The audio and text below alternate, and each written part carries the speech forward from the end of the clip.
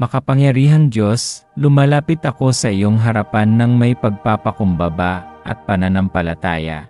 Kinikilala na tanging sa iyo lamang matatagpuan ang tunay na buhay, pagbabalik loob at kagalingan. Amang nasa langit, inihahandog ko sa iyo ang aking kaluluwa, kasama ang lahat ng sugat, sakit, at mga alaala na patuloy na bumibigat sa akin. Sa pangalan ni Jesucristo, ipinahahayag ko na ang kanyang mahalagang dugo na nabuhos sa krus ay sapat upang hugasan ang lahat ng kasalanan, sirain ang lahat ng sumpa, at magdala ng ganap na kalayaan. Panginoon, hugasan mo ang aking isip, puso, at espiritu sa dugo ng kordero, at burahin mo ang bawat bakas ng sakit na sinikap ng kaaway na iwan sa akin. Jesus, ikaw ang nagdala ng aking mga kapighatian at pinasan ang aking mga trauma. Tanggapin mo ang bawat sirang alaala at gawin itong patotoo ng tagumpay.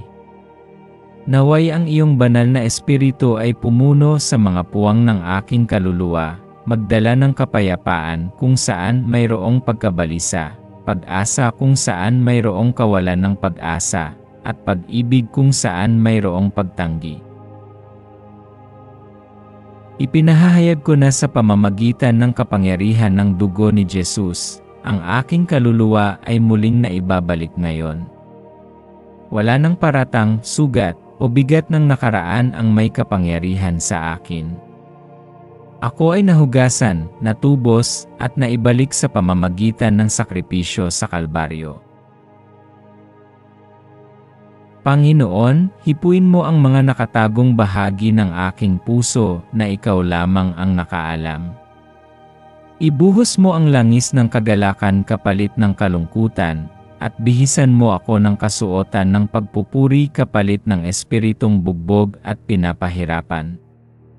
Akayin mo ako sa mga bagong daan at itatag mo ang aking mga hakbang sa matibay na bato na walang iba kundi si Kristo.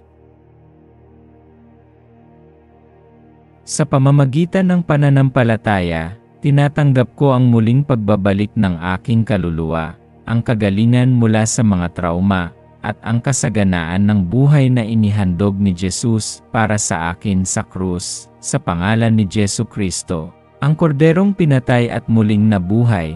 Ako'y nananalangin at nagpapasalamat. Amen.